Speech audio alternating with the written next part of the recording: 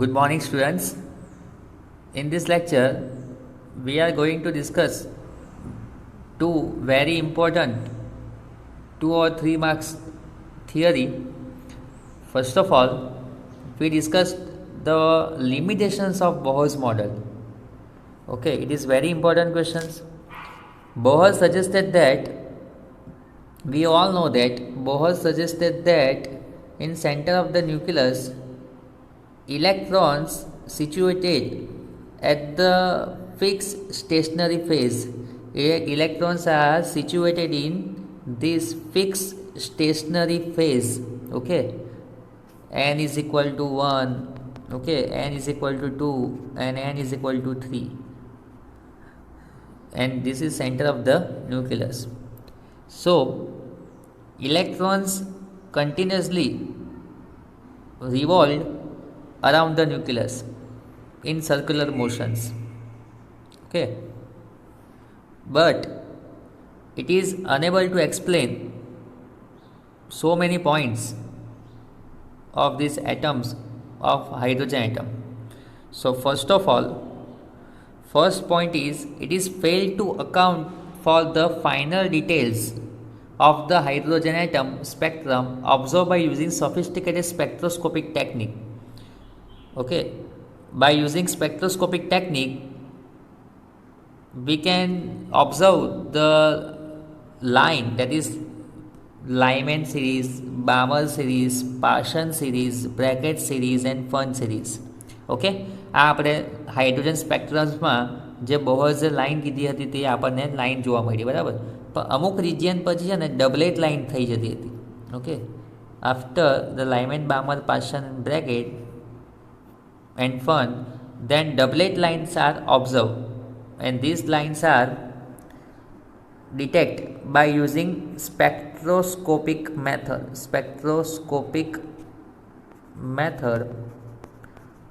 But here doublet lines are observed, and what is the meaning of doublet? Two closely spaced line. બરાબર, આ two closely space લાઇનને ડબલેટ line જે કહેવાય તે ડબલેટ line વિશે કોઈ ઇન્ફોર્મેશન્સ બોહર્સે આપી ન હતી. Okay, this is the first limitations of બોહર્સ.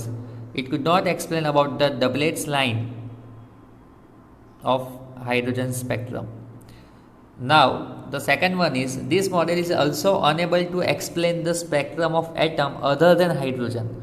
Okay, so Bohr's hydrogen model is applicable only for hydrogen because here hydrogen Z is equal to 1, it is a atomic number Z, and electron is equal to also 1.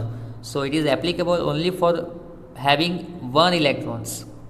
But it is not applicable for helium because helium atomic number of helium is equal to 2, Z is equal to 2, and number of electron here also 2. Then after it is not applicable for lithium because atomic number of lithium is equal to 3, electron is equal to 3, and also it is not applicable for beryllium because atomic number of beryllium is 4 and electron is equal to 4. Okay, so it is only applicable for hydrogen atom and some positive species like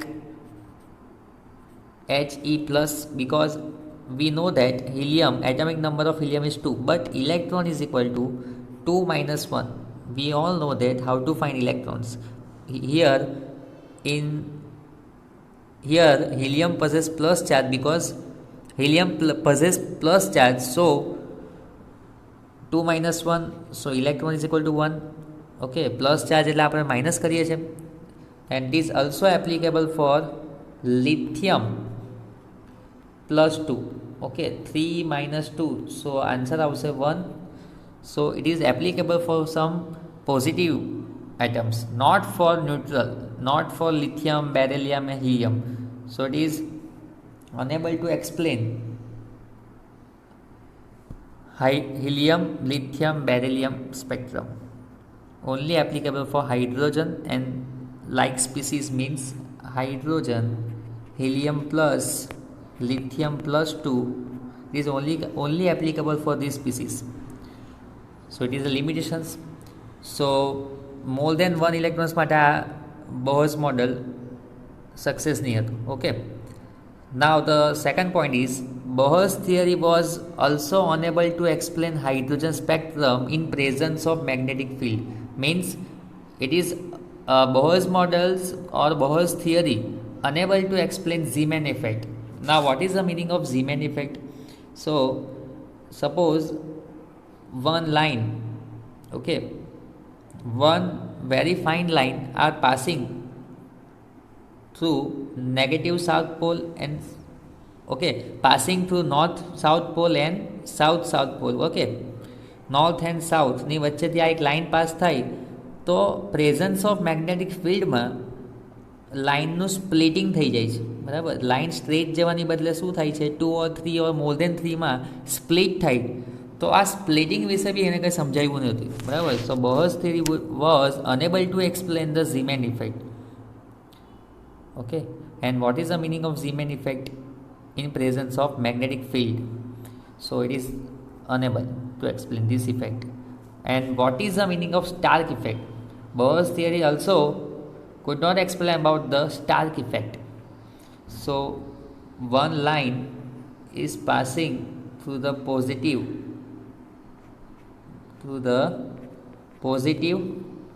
and negative plates. So it is also observed here these lines are split more than 2 or 3 parts, so it is called splitting. So it is unable to explain Stark effect in presence of electrical field. Zeeman means presence of magnetic field and Stark effect means presence of electrical field. Okay, so Bohr's theory unable to explain Zeeman effect and Stark effect. This is very important points. So Bohr theory was unable to explain the splitting of spectral lines. This is called splitting. Okay, lines are not going towards the straight lines, but lines are split. And last, it could not explain the ability of atom to form molecule by chemical bonds. It is only applicable for hydrogen atom.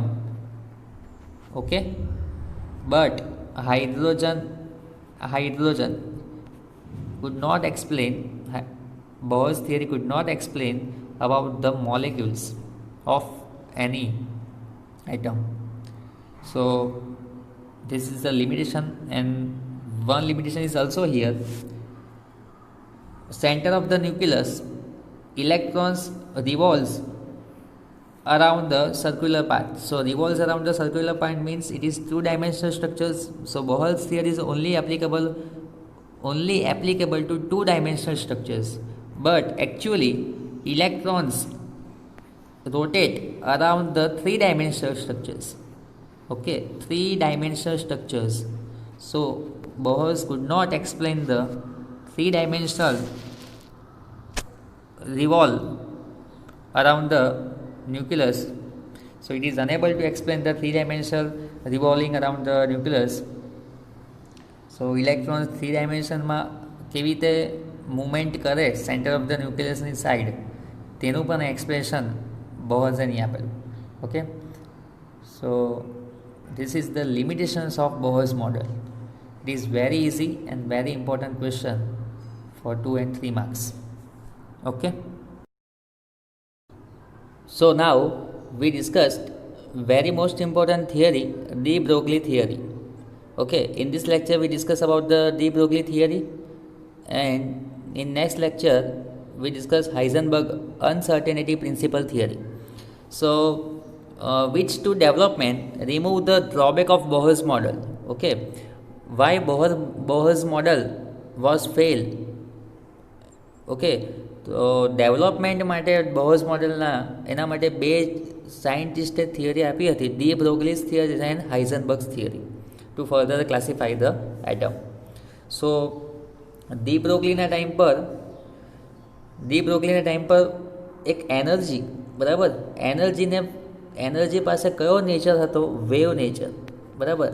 બોહર્સના મોડલ્સના time પર એનર્જીને wave સમજતા હતા બધા. Okay, energy is a wave. Okay, so any IR radiations, okay, IR waves, infrared, IR means infrared, then UV rays, all are in form of waves. Okay, so energy એ વેવના ફોર્મમાં હશે. Energy તમે કહો energy or રેડિયેશન્સ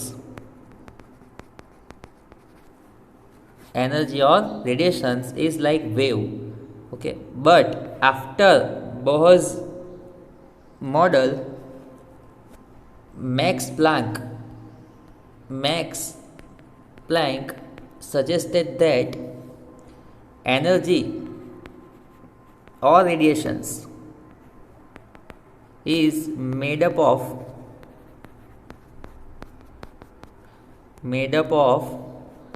tiny packets of energy. Okay, tiny packets means energy કયા ફોર્મમાં available છે? Tiny પેકેટ્સના ફોર્મમાં અવેલેબલ છે. એટલે સપોઝ કે કોઈ એનર્જી અહીંયા ફોલ થાય છે તો એના એનર્જી પાસે શું હોય? ટાઇની પેકેટ્સના ફોર્મમાં એ ફોલ થાય છે કોઈ પણ વસ્તુ પર.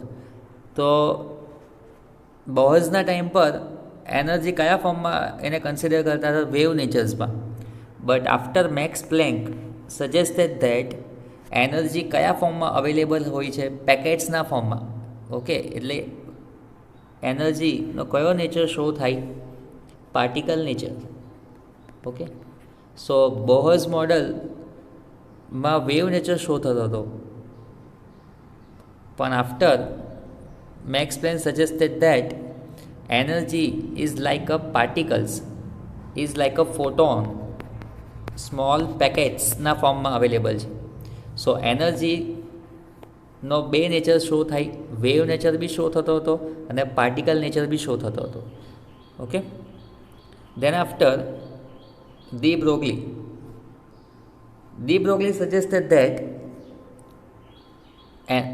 energy or electrons. Okay, de Broglie suggested that electrons also have a dual nature,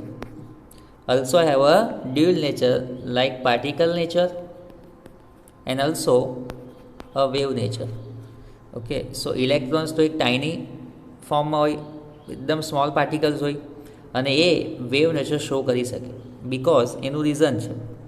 તો ઇલેક્ટ્રોનનો માસ આપણને આઈડિયા છે જ 9.1 into 10⁻31 kg almost. Okay, 9.1 into 10⁻³ kg, small છે એકદમ. અને એની સ્પીડ, ઓકે, સ્પીડ કેટલી છે? 2.16. ઇલેક્ટ્રોનની સ્પીડ 2.16 into 10⁻16 મીટર પર સેકન્ડ. તો એકદમ હાઈ સ્પીડ હશે. એટલે કે ઇલેક્ટ્રોન જ્યાંથી બી નીકળશે તો હાઈ સ્પીડમાં એ વેવ નેચર શો કરશે. એટલે ઇલેક્ટ્રોન્સનો બંને નેચર શો થાય છે, પાર્ટિકલ નેચર બી શો થાય છે અને વેવ નેચર બી શો થાય છે. બરાબર. બોહર્સના ટાઈમ પર શું હતું? એનર્જી ખાલી વેવના ફોર્મમાં જ કન્સિડર થયેલી. દેન આફ્ટર મેક્સ પ્લાન્કે કીધું કે એનર્જી એ ટાઇની પેકેટ્સના ફોર્મમાં છે, પાર્ટિકલ્સના ફોર્મમાં છે. બરાબર. After that D Broglie suggested that electrons have or matter and electrons both have a dual nature, like particle nature and wave nature. સો આના પરથી ડી બ્રોગલી હાઇપોથિસિસ આવ્યું. બરાબર. સો ડ્યુઅલ બિહેવિયર ઓફ મેટર બી કહેવાય આ થિયરીને. અને બીજી રીતે આ થિયરીને કેવી રીતે બોલાય? તો write the de Broglie's principle and explain. It is also a hypothesis. Hypothesis means it is only suggestions. Hypothesis means it is only suggestions, idea જે ડી બ્રોગલીએ આપી હતી મેટર્સ એન્ડ ઇલેક્ટ્રોન્સ માટે. અને ડી બ્રોગલી એ Niels બોહરનો student હતો. એના અંડરમાં જે એક work કરતો હતો તો એણે ઘણું બધું ઇલેક્ટ્રોન્સ વિશે એને ઇન્ફોર્મેશન આપેલી હતી. તો first of all de Broglie principle. The French physicist de Broglie in 1924 proposed that matter like radiations, okay, energy or radiation should also exhibit dual behavior, both particle and wave like properties. બરાબર. Max પ્લાન્કે suggest કરેલું હતું E is equal to h mu. E is equal to h mu. Okay, suppose કે આપણે વાત કરીએ આ વેવના ફોર્મમાં. બરાબર. એની પર્ટિક્યુલર અહીંયા એની ફ્રીક્વન્સી હશે ન્યૂ અને આ ટાઈમ પર એની ફ્રીક્વન્સી હશે મ્યુ ડેશ. તો મેક્સ પ્લાન્કે કયું ઇક્વેશન્સ ગિવન હતું? E is equal to H new, then after E is equal to h nu dash, and we all know that nu means c by lambda. So એક particular point પર ફોટોન્સની energy શું હોય? E is equal to hc by lambda and E dash is equal to hc by lambda dash. So particular point પર એની energy હોય hc by lambda, and પ્લેન્કે એનો constant આપેલો હતો 6.626 into 10⁻⁻34 joule second. It is called Planck constant. અને આ value frequently change થયા જ કરે, હજુ બી કન્ટિન્યુઅસની મેનરમાં આ ચેન્જ થતી રહી છે, બરાબર. આ એક્ઝેક્ટ વેલ્યુ નથી 6.626 ઇન્ટુ 10⁻⁻34 જૂલ ઇન્ટુ સેકન્ડ. આ બધું મેક્સ પ્લેન્કનું ઓબ્ઝર્વેશન હતું. ઓકે, કે એનર્જી રેડિયેશન્સ એ કયા ફોર્મમાં અવેલેબલ છે? પાર્ટિકલ ફોર્મમાં અવેલેબલ છે. Then after de Broglie suggested that radiation should also dual behavior, both particle and wave like properties. Okay, particles properties પણ છે અને wave properties પણ છે. This means that just as a photon has a momentum as well as wavelength, એટલે ફોટોનનું momentum પણ હશે અને momentum પણ હશે અને વેવલેન્થ બી હશે. And electron should also have momentum as well as wavelength. તો ડી બ્રોગલીનું સજેશન વધારે ઇફેક્ટિવ હતું ઇલેક્ટ્રોન્સ માટે. ઇલેક્ટ્રોન્સ એ પાર્ટિકલ ફોર્મમાં બી છે, સ્મોલ પાર્ટિકલ્સ, બરાબર, અને એ વેવ પ્રોપર્ટીઝ બી શો કરી શકે, બરાબર, because of the high speed of electrons. Electrons should also have momentum as well as wavelength. So de Broglie principle suggested that electron also have a dual nature, particle nature as well as wave nature. So de Broglie suggested one equation, that is lambda is equal to h upon mv, and here we know that h upon p, we know that p is equal to mv. Okay, mass into velocity, and de Broglie prediction was confirmed experimentally when it was found that electron beam undergoes diffraction, a phenomenon characteristic of waves. Okay, અને આ practical એનો ક્યારે prove થયો, ક્યારે એને satisfy, બરાબર, બીજા દ્વારા એને ક્યારે સેટિસ્ફેક્શન મળ્યું, ક્યારે એક્સપેરિમેન્ટલી એ પ્રૂવ થયું? તો આના પર વર્ક ચાલ્યા જ કરતો હતો, બરાબર, કન્ટિન્યુઅસલી એક્સપેરિમેન્ટ થયા જ કરતા હતા. અને એક એક્સપેરિમેન્ટ થયો ડિફ્રેક્શન માટે, ઇલેક્ટ્રોન બીમ અંડરગોઝ ડિફ્રેક્શન, અને એના પરથી પ્રૂવ થયું કે ઇલેક્ટ્રોન્સ બંને નેચર શો કરે છે, પાર્ટિકલ નેચર બી શો કરે છે અને વેવ નેચર બી શો કરે છે. ઓકે, લિમિટેશન, તો આની લિમિટેશન બી હશે.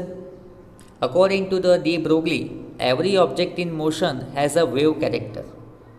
એટલે કોઈ બી જે કંઈ વસ્તુ મોશનમાં હોય તેને વેવ કેરેક્ટર હોય. સપોઝ કે કાર છે, આપણી બોડી છે, બરાબર, કાર, બોડી, કોઈ બી વસ્તુ જ્યારે એ મોશનમાં હોય તેનો વેવ કેરેક્ટર હોય જ છે. The wavelength associate with ordinary object R